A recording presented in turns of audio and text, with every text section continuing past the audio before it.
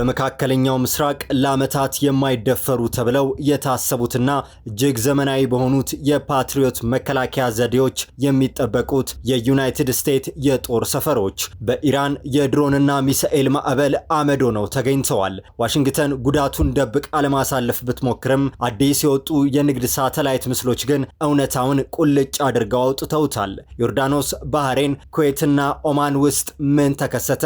የአሜሪካ አምስተኛ የባህር ኃይል እዝስ እንዴት ተመታ? እናም ይህንን ተከትሎ አሜሪካ በሆርሙዝ ሰርጥ ላይ የጀመረችው የ7 ሰዓታት መጠነ ሰፊ የአየር ድብደባ ቀጠናውን ወደማይመለስ የዓለም ጦርነት እየገፋው ነው። እውነታውን ከሳተላይት ምስሎችና ከወታደራዊ ሪፖርቶቹ ጀርባ ያለውን ዝርዝር መረጃ ይዘንላችሁ ቀርበናል። እስከ መጨረሻው ድረስ አብራችሁን ቆዩ።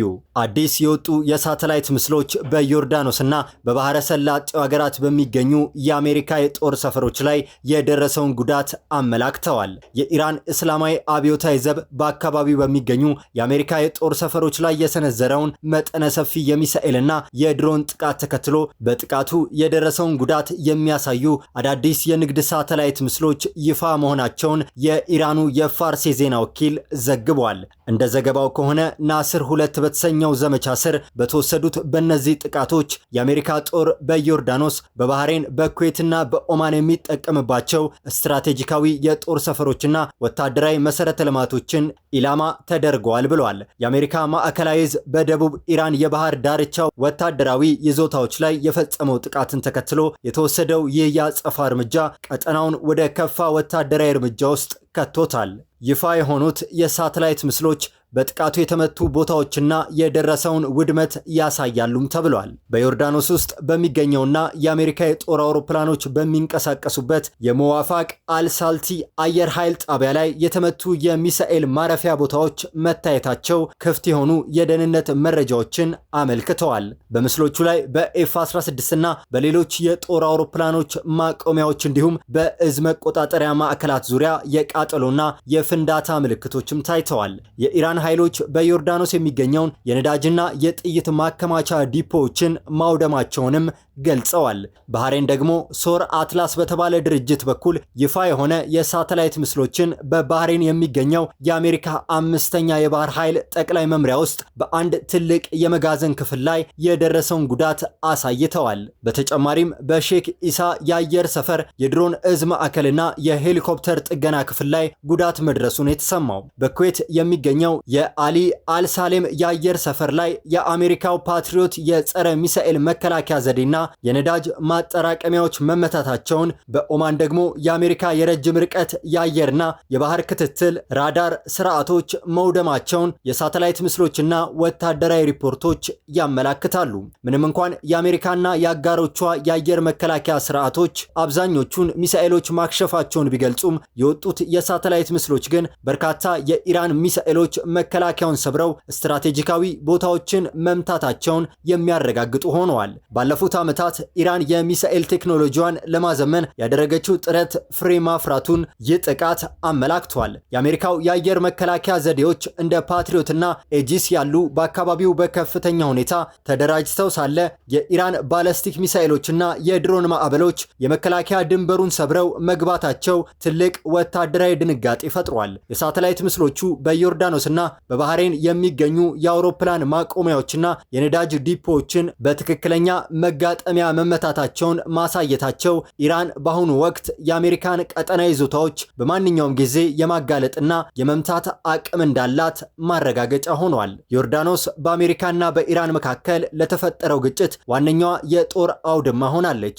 የዮርዳኖስ መንግስት የኢራን ሚሳኤሎችን ለማክሸፍ መሞከሩን ቢገልጽም በዮርዳኖስ መሬት ላይ የሚገኙ የአሜሪካ የጦር ሰፈሮች ጥቃት ማስተናገዳቸው አገሪቱን አስቸጋሪ ሁኔታ ውስጥ ከቷታል። የኢራን መንግስትና ወታደራዊ ባለስልጣናት የዮርዳኖስ ህዝብ የአሜሪካ የጦር ሰፈሮች ከሀገራቸው እንዲወጡ ግፊት እንዲያደርግ በይፋ ጥሪ ማቅረባቸው በሀገሪቱ ውስጥ ያለውን ህዝባዊ ቁጣ ለመቀስቀስና የዮርዳኖስን ንጉሳዊ ቤተሰብ የቤት ስራ ውስጥ ለመክተት የታለመ የስነ ልቦና ጦርነት ጭምር ነው።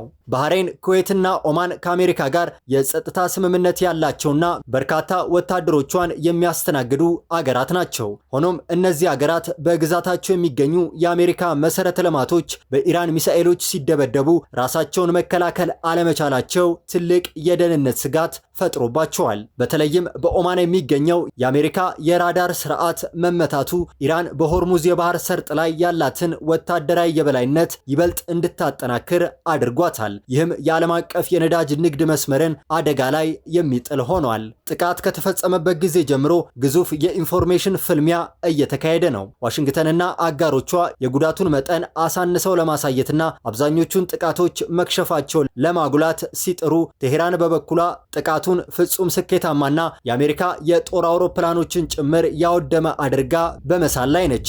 በዚህ መካከለኛ ቀውስ ውስጥ የንግድ የሳተላይት ምስሎች መውጣት እውነታውን ለማረጋገጫነት በማገልገላቸው የኢራን ወታደራዊ የይገባኛል ጥያቄ በከፊል የሚያጠናክሩ ሆነዋል። በአሜሪካና በኢራን መካከል እየተካሄደ ያለው የአይን ለአይን ቀጥተኛ የአጸፋ ጥቃት መካከለኛው ምስራቅን ወደ አደገኛ ጠቅላላ ጦርነት እያመራት ነው። በአካባቢው ያሉ የአሜሪካ የጦር ሰፈሮች ካሁን በኋላ አስተማማኝ ከለላ እንደሌላቸው በተግባር የታየበት ሲሆን ቀጣዩ እርምጃ ቀጠናዊ ኃይሎች በዲፕሎማሲያዊ መንገድ ግጭቱን ካላረገቡት በቀር የዓለምን የኢኮኖሚና የደህንነት መዋቅር በእጅጉ የሚያናጋ ሆኗል። በሌላ በኩል የአሜሪካ ማዕከላዊ እዝ በኢራን ላይ አዲስ የአየር ጥቃት ማድረሱን አስታውቋል።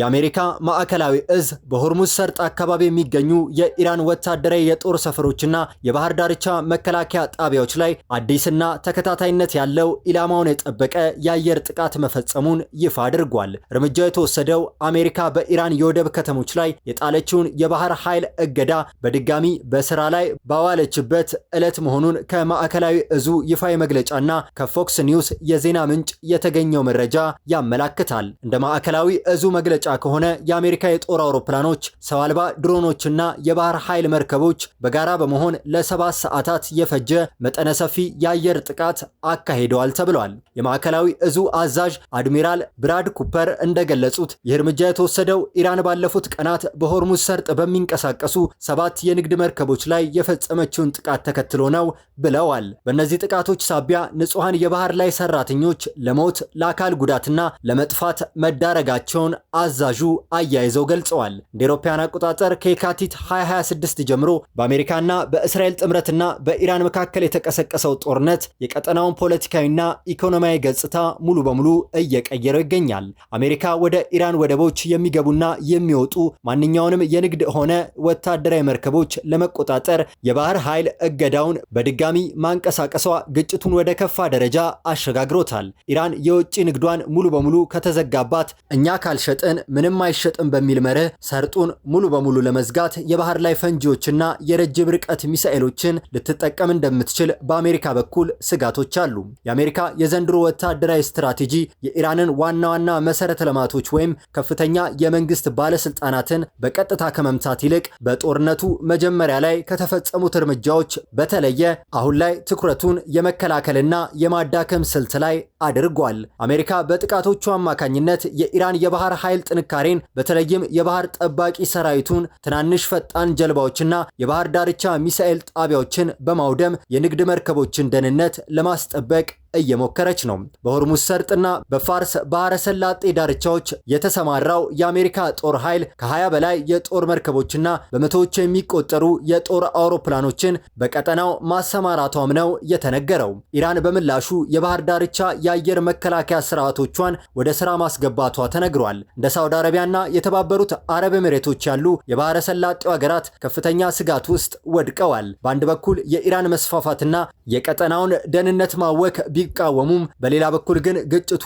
ወደ እነሱ ሀገር ተስፋፍቶ የነዳጅ ማጣሪያዎችንና የወደብ መሰረተ ልማቶቻቸውን በኢራን ሚሳኤሎች እንዳይመቱ ስጋት ውስጥ ወድቀዋል። ኢራን ቀደም ሲል ለተፈጸመባት ጥቃቶች ምላሽ ለመስጠት በአጎራባች የአረብ ሀገራት በሚገኙ የአሜሪካ የጦር ሰፈሮች ላይ ድሮኖቿን መተኮሷ ለዚህ ማሳያ ነው። አሁን ያለው ሁኔታ የሚያሳየው ቀደም ሲል ተደርጎ የነበረው ጊዜያዊ የተኩስ አቁም ስምምነት ሙሉ በሙሉ መፍረሱን ነው። አሜሪካ የምታደርገው የአየር የአየር ጥቃት የኢራን ወታደራዊ አቅምን ለጊዜው ሊያዳክም ቢችልም የኢራንን የመቋቋምና የሽምቅ ውጊያ ስልት ሙሉ በሙሉ ሊያጠፋ አይችልም። ይህ ደግሞ በዓለም አቀፍ የንግድ መስመር ላይ የረጅም ጊዜ ስጋት መደቀኑን ይቀጥላል። ውድ የአውደ ዓለም የዩቲዩብ ቻናል ተከታታዮቻችን አዳዲስ የተሰሙ ሰበር መረጃዎች እነዚህን ይመስሉ ነበር። በእነዚህ መረጃዎች ላይ ያላችሁን ሐሳብና አስተያየት በኮመንት መስጫው ላይ አስፍሩልን። አዳዲስ መረጃዎችን በፍጥነት ለማግኘት ቻናላችንን ሰብስክራይብ ማድረጋችሁንና ለሌሎች እንዲደርስ ላይክ እና ሼር